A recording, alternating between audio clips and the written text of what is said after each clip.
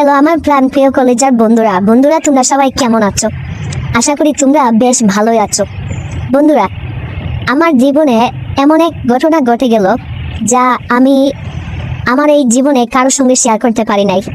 তাই ভাবলাম আজকে আপনাদের সঙ্গে আমার জীবনের একটা ছোট্ট গল্প শেয়ার করি। বন্ধুরা, আমার স্বামী আসলে আমাকে ওইভাবে কখনো সে আমাকে টাইম দিত না। আমাকে আসার পর থেকে, এই বাড়িতে বিয়ে করে আসার পর থেকে আমাকে সবসময় দূরে দূরে রাখতো। আসলে বিয়ের আগে একটা মেয়ের জীবনে তার মা বাবা হচ্ছে সবচেয়ে বড় আপনজন, বড় গার্জিয়ান, দেখাশোনা করে। কিন্তু আমাদের দেশের রীতি অনুযায়ী, নিয়ম কানুন অনুযায়ী, মানে এই দেশে বিয়ের পরে একটা মেয়ে তার স্বামী হচ্ছে তার সবচেয়ে বড় আপনজন। কিন্তু বন্ধুরা, আমি যাকে বিয়ে করলাম, আমার স্বামী, সে আমাকে কখনোই আসলে তার নিজের করে নেয় না। সবসময় কেমন যেন আচমকা আমার সঙ্গে আজব ব্যবহার করে। আর এটা দেখে আমি সবসময় তার প্রতি একটু অসন্তুষ্টি ফিল করতাম। আমার মাঝে মধ্যে মনে হতো উনি আমাকে জোর করে বিয়ে করেছে। বিয়ের পর আমার সঙ্গে উনি বাসর রাতটাও পর্যন্ত করে নাই। আসলে একটা নারীর জীবনে বাসর রাত অনেক সাধনার পরে একবারই আসে, কিন্তু আমার স্বামী সেই রাতটাও সে মিস করলো। আসলে আমার শ্বশুর শাশুড়ি বাড়িতে সবাই ছিল, বাসুর ছিল, শ্বশুর শাশুড়ি সবাই। আমি নানা জটিলতার মধ্য দিয়ে আমি যাচ্ছিলাম। আসলে আমার মাথা আচমকা তখন কোনো কিছুই কাজ করতো না। সারাক্ষণ একটা ঘোরের মধ্যে থাকতাম, একটা টেনশনের মধ্যে থাকতাম। আর আমার মা বাবা আমাকে তাদের সারা জীবনের সঞ্চয় এবং কিস্তি থেকে 2 লাখ টাকা তুলে তারা আমাকে বিয়ে দিয়েছে। আর আমার এটা ভেবে সত্যি খুব কান্না হতো। একবার মনে হতো এই স্বামী তো আমার সঙ্গে ভালো করে কথাই বলে না, আমাকে একটু টাচও করে না, ছুঁয়ে দেখে না আমি কি করি, কেমন আছি, কিছু খেয়েছি কিনা, কিছু জিজ্ঞাসা করে না। না, এই স্বামীর সংসার আমি ছেড়ে দেব। আবার মনে হয় সারাটা জীবনের সঞ্চয়, বাবা মা এনজিও অফিস থেকে 2 লাখ টাকা লোন তুলে আমাকে বিয়ে দিছে, আমি হঠাৎ করে যদি এই সংসারটা ছেড়ে দেই বা স্বামীকে ছেড়ে যদি চলে যাই, আমার মা বাবা অনেক কষ্ট পাবে। কারণ তারা আমাকে অনেক আদর যত্ন সোহাগ করে এই বিয়েটা আমাকে দিচ্ছে। কিভাবে কি করব আমার মাথায় ততক্ষণেও কোনো কিছু কাজ করতেছিল না। যাই হোক, অনেক ধৈর্য, অনেক সম্মান নিয়ে এই সংসারটা আমি শুরু করলাম। কিন্তু কোনোভাবেই যেন স্বামীর মন পাচ্ছিলাম না। স্বামীর মন পাওয়ার জন্য ভালো ভালো রান্না শুরু করলাম। স্বামীকে মজা মজা রান্না করে খাওয়াতাম। শ্বশুর শাশুড়ির মন জুগিয়ে চলতাম। তাদের ইচ্ছে মতো সারাক্ষণ কাজ করতাম। শাশুড়ির মাথা আঁচড়ে দিতাম, তেল দিয়ে দিতাম, শ্বশুরের পা টিপে দিতাম, তাদেরকে ভালো মন্দ খাওয়াইতাম, তাদের কথা মতো চলতাম। সবাই আমাকে বাড়ির ভালোবাসলেও শুধুমাত্র আমার স্বামী আমাকে ভালোবাসতো না। আর এটা ভেবে আমার ভীষণ দুঃখ হতো। প্রতিটা রাত, এমনকি আমার স্বামী আমার সঙ্গে এক খাটে ঘুমায়ও না। সে ফ্লোরের নিচে ঘুমায়, আমি উপরে ঘুমাই। আমি প্রতিটা রাত আমার বালিশটা জানে, আমার বিছানাটা জানে যে কি পরিমাণ কান্নাটা আমি করি। আমি প্রচুর ধৈর্য ধরেছি, প্রচুর কান্নাকাটি করেছি, কিন্তু কোনোভাবে যেন কোনো কিছু হচ্ছিল না। অনেক কিছুই করেছি। সো বন্ধুরা, আসলে আমার জীবনটা ছিল খুব দুঃখগাথা একটা জীবন। আসলে মা বাবার একমাত্র মেয়ে ছিলাম আমি, তার উপর আবার গরিব ঘরের মেয়ে। আমার বাবা একজন কৃষক ছিলেন, খুব বেশি টাকা পয়সা আমাদের নাই। আর আমাকে বিয়ে দিয়েছেন তিনি একটা মধ্যবিত্ত ফ্যামিলিতে, মোটামুটি বড়লোক বলা যায় ওদেরকে, কেননা ওদের বাড়ি আছে, তারপর হচ্ছে আমার বাসুরের একটা মোটরসাইকেল আছে, বাজারে ওনাদের হার্ডওয়্যার পেইন্টের ব্যবসা আছে। তো ওনাদেরকে মোটামুটি বলা যায় যে না, ওরকম একটা ব্যবসায়িক পরিবারে বিয়ে দিয়েছে আমাকে। আর তারা আমাকে দেখে, আমাকে পছন্দ করে আমাকে বিয়ে করেছে।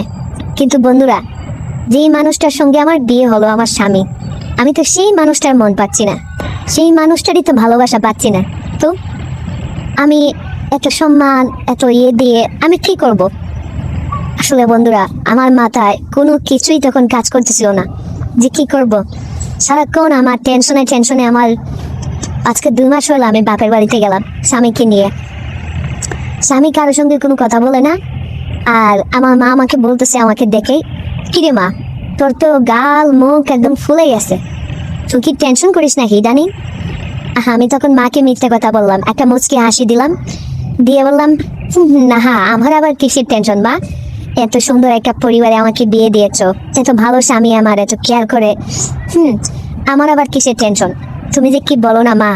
তখন আমার মাও আসলে একটু খুশি হলো, বললো না ঠিক আছে, কিন্তু তোকে দেখে একটু টেনশন টেনশন মনে হচ্ছে, একটু মানে আনইজি আনইজি লাগতেছে। আচ্ছা মা, আমি তো তোর মা, তুই আমার কাছে কোনো কিছু লুকাস না মা, যদি কোনো কিছু হয়ে থাকে, জামাই যদি তোকে কোনো কিছু বলে থাকে, তাহলে আমার কাছে বল। দেখ মা রে, আমি তো তোর মা, তাই না? আমার কাছে তুই বলবি না তো কার কাছে বলবি? আমার কাছে বল, আমি সব কিছু সমস্যার সমাধান করে দেব। তখন আমি ভাবলাম, হঠাৎ করে মায়ের কাছে আসলে এই কথাগুলো যদি শেয়ার করি, আমার মা এমনিতেই অনেক অসুস্থ, তাছাড়া অনেক বেশি টেনশন করে, প্রেশারের রুগী, হয়তো বা সে আমার এই ঘটনা শুনলে আরও অনেক বেশি টেনশন করবে, আরও অনেক কষ্ট পাবে। তখন আমি মাকে বললাম, না না মা, আসলে ওইরকম কোনো কিছু না, তুমি যা ভাবতেছো একদমই না, তো তুমি এসব নিয়ে কোনো কিছু ভাইবো না, আসলে আমি বেশ ভালোই আছি, সুখেই আছি। তোমরা আমাকে যেখানে বিয়ে দিয়েছো, আমার স্বামী ভীষণ ভীষণ ভালো একজন মানুষ, ভীষণ ভালো একজন মানুষ, সে তো আমাকে অনেক বেশি রেসপেক্ট করে, সে আমাকে অনেক বেশি সম্মান করে, আমাকে অনেক বেশি ভালোবাসে মা। তো আমার মা আমার মুখ থেকে এই কথাগুলো শোনার পর সে বললো, যাক, তুই সুখে থাকলেই তো আমাদের সুখ, তুই যদি সুখে না থাকিস তাহলে তোর মা আমরাও সুখ পাবো না। যাক, তোকে একটা ভালো পরিবারে বিয়ে দিতে পেরেছি, হ্যাঁ এটাই আসলে আমাদের জীবনের অর্জন। সারাটা জীবন তোকে নিয়ে কষ্ট করেছি, তোকে যদি একটু স্বামীর সংসারে সুখে না রেখে যেতে পারি, তাহলে আমিও ভীষণ কষ্ট পাবো রে মা। তো আসলে মাকে মিথ্যা কথাটা বলে আমার ভিতরে কেমন যেন একটা অশান্তির সৃষ্টি হলো। এভাবে দিন যায় রাত যায়, আমি আবার স্বামীর ঘরে চলে আসলাম। আমার স্বামী কিছুদিনের জন্য সে ঢাকা যাবে, সে আসলে কোনো কিছু করে না, বেকার। তো সে শুনলাম একটা সেখানে নাকি চাকরি করবে, তো যাক, সে চলে গেল চাকরি করতে। এদিকে দিন যায় রাত যায়, মাস যায় বছর যায়, আমি আসলে আমার নিজের মতো করে আমি প্রচুর কান্নাকাটি করি, প্রচুর।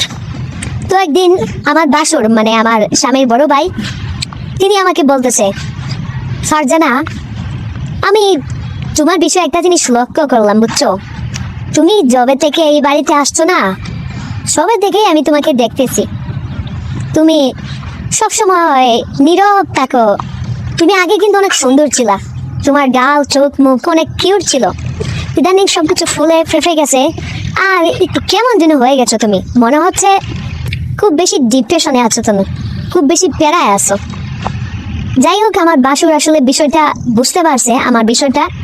তখন আমি বাসুরকে বললাম যে, আসলে বাসুর, আমাকে কি দেখে এরকম মনে হচ্ছে? বাসুর বলল, হ্যাঁ, তবে কি আমি তোমার সঙ্গে মিথ্যা কথা বলছি নাকি? তখন আমি বললাম, না।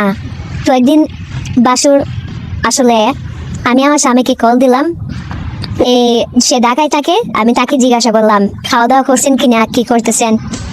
তখন সে আমাকে বললো, হ্যাঁ, তুমি খাওয়া দাওয়া করছো? আমি বললাম, হ্যাঁ। তখন আমি আমার স্বামীকে বললাম, আচ্ছা, তুমি আমাকে কেন বিয়ে করছো? আমার লাইফটাকে কেন তুমি এভাবে নষ্ট করতেছো? আমার সঙ্গে তুমি বাসর করলে না, একটা কল দিয়ে আমার খোঁজ খবর নেও না, কোনো দায়িত্ব নেও না, তাহলে তুমি আমার লাইফটা কেন এভাবে নষ্ট করতেছো? তখন আমার স্বামী আমাকে বললো, এমন এক কথা বললো যেই কথা আমি আসলে কারোর সঙ্গে শেয়ার করতে পারবো না। আমার স্বামী তখন আমাকে বললো, আসলে ফারজানা, তোমাকে এই সত্য কথাটা আমার বাবা মা বলে নাই, আর তাদের সত্য বলার সাহসটাও নেই। আসলে আমি কখনোই তোমাকে বিয়ে করতে চাই নাই, কারণ আমি বিয়ে করার কোনো যোগ্যতাই রাখি না ফারজানা।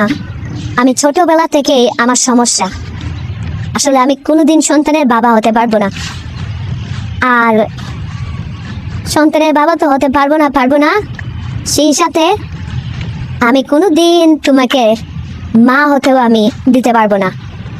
আসলে ফারজানা, তুমি জানো না, আমি কোনোদিন আসলে তোমাকে সুখ দিতে পারবো না, তোমাকে আমি সুখী করতে পারবো না। আসলে বন্ধুরা, ওই দিন আমি আমার স্বামীর কথায় আমি খুব কষ্ট পেয়েছিলাম, যে এই মানুষটাকে আমি সারাটা জীবন এত ভালোবাসলাম, এভাবে তাকে আমি আগলে রাখলাম, আর সেই মানুষটা আমার থেকে কেন দূরে দূরে থাকে, আজকে আমি বুঝতে পারলাম। ওনার আসলে পুরুষত্বের সমস্যা ছিল, ওনার আসলে যৌনত্বের সমস্যা ছিল, যেই কারণে উনি আমাকে বিয়ে করার পরেও আমাকে উনি কখনো টাচ করে নাই, ছুঁয়ে দেখে নাই। তাছাড়া আমি আজ পর্যন্ত এমন কোনো মানুষ দেখি নাই যে সে তার নিজের স্ত্রীকে কখনো সে টাচ করে না, কখনো সে আসলে ওইভাবে দেখে না। জীবনের এই প্রথম আমি দেখলাম যে কোনো পুরুষ মানুষ আসলে সে মেয়েদের থেকে একটু দূরে দূরে থাকে।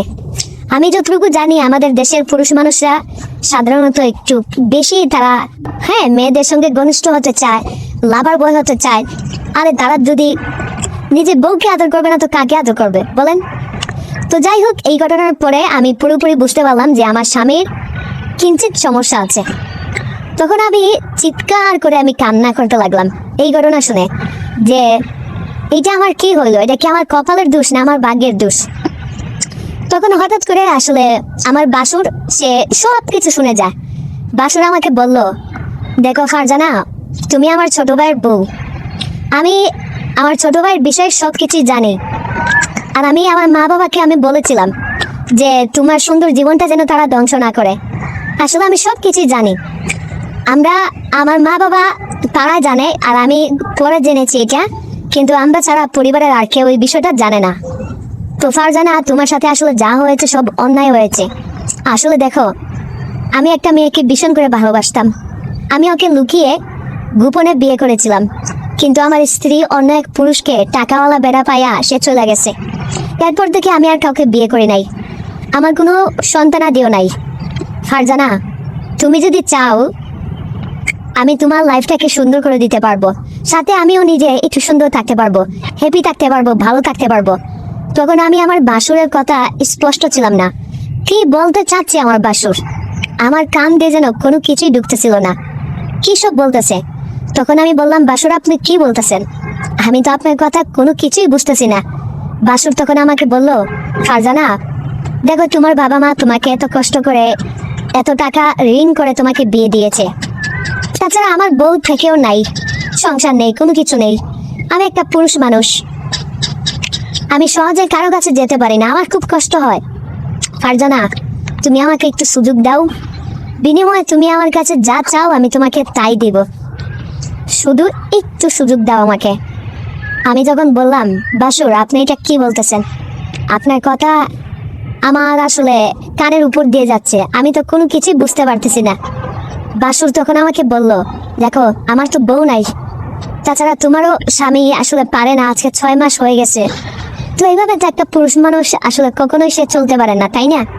তো আমি তোমাকে সুখ দিব, তোমার যা যা লাগবে আমি সব দিব, তুমি আমাকে দিবে কিনা বলো। আমি আমার বাসুরের কথায় অনেকটা অবাক হয়ে পড়লাম যে এই লোকটা সব কি বলতেছে। বাসুর আমাকে তখন বলল, দেখো ফারজানা, আমার বউ থেকেও আজকে 5টা বছর ধরে বউ নাই, আর বউয়ের যে কি কষ্ট, কি যন্ত্রণা, আমি এটা আর সহ্য করতে পারতেছি না। প্লিজ ফারজানা, তোমাকে প্রথম দিন দেখেই আমার ভালো লেগেছিল, কিন্তু এতদিন আমার ভাই তোমার কাছে ছিল বলে, আসলে যতই হোক সে আমার ছোট ভাই না, আমি তো কিছু বলতে পারি না তোমাকে, তাছাড়া মা বাবা যদি বিষয়টা জানে তারাও কষ্ট পাবে। আসলে বিয়ে করার দরকার হচ্ছে আমার, আর আম্মা আব্বা বিয়ে করাইছে আমার ছোট ভাই আলমগীরে। দেখো ফারজানা, তুমি যাকে বিয়ে করছো তাকে সেই তোমার স্বামী, আমি শুধু তোমাকে সুখ দিব, শান্তি দিব, বাচ্চা দিব, আর মাঝখান থেকে তোমার লাভ হবে কি, তুমি স্বামীর সংসারও পাইলা, আদরও পাইলা, সোহাগও পাইলা, সব কিছু পাইলা। আর তোমার যে স্বামী, ও তো তোমার কোনো কিছু করতেই পারবে না, তোমারে তো সুখই দিতে পারবে না। শুনো, তুমি ওর থেকে অনেক সুবিধা পাবে, টাকা পয়সা হাতাতে পারবে, আরে ওর তো দুর্বলতা আছে, বুঝো না? তখন আমার বাসুর আমাকে এই বুদ্ধিগুলো আমাকে শিখাই দিছে, বলছে তুমি ওর কাছে যা চাইবা তুমি ওর কাছ থেকে তাই পাবা। হ্যাঁ, আরে ওর দুর্বলতা আছে, ও তোমাকে কখনোই কটু কথা বলবে না, তোমার সঙ্গে তর্কাতর্কি কোনো কিছু করবে না, বেয়াদবি করবে না, তুমি যা বলবা ও তোমার হাতের মুঠোয় সব তোমার মতো করেই ও করবে। তখন আমিও বিষয়টা চিন্তা করলাম যে সত্যি তো আমার বাসুর তো আমাকে একটা দারুণ আইডিয়া দিয়েছে, একটা দারুণ একটা কথা বলেছে, ফাটাফাটি একটা কথা বলেছে। সত্যি আমাকে এইভাবেই আমাকে চিন্তা করতে হবে, এইভাবেই আমাকে কাজ করতে হবে। হ্যাঁ, আমার বাসুর তিনি আমাকে যেই কথাটা বলেছে আমাকে তার মতো করে আমাকে চলতে হবে। তখন আমি চিন্তা করে দেখলাম, আচ্ছা দেখি কি করা যায়, যেহেতু বাসুর আমাকে একটা অফার দিছে, আর তাছাড়া আমার স্বামীরও একটা দুর্বলতা আছে। হ্যাঁ, তো আমি এই বিষয়টা আসলে কাটিয়ে উঠতে পারি কিনা, এটাই হচ্ছে সবচেয়ে বড় একটা কথা, সবচেয়ে বড় একটা ব্যাখ্যা। যাই হোক, আমি দেখি আসলে আমি কতটুকু আগাতে পারি বা আমি কতটুকু জয়ী হতে পারি। এটাই হচ্ছে সবচেয়ে বড় একটা আমার পাওয়া আর কি। এরপর আমি আসলে শুরু করলাম আমার জার্নি। তো বন্ধুরা, আমি বাসুরকে রাত 12টায় আসতে বললাম, আর আমার স্বামী তো নেই। আমার ঘরে আমি তাকে ঢুকাইলাম। ঘরে ঢুকানোর পর আমি রিল্যাক্সে আমার বাসুরের সঙ্গে আমি আরামায়েশ করতেছি, জীবনযাপন করতেছি।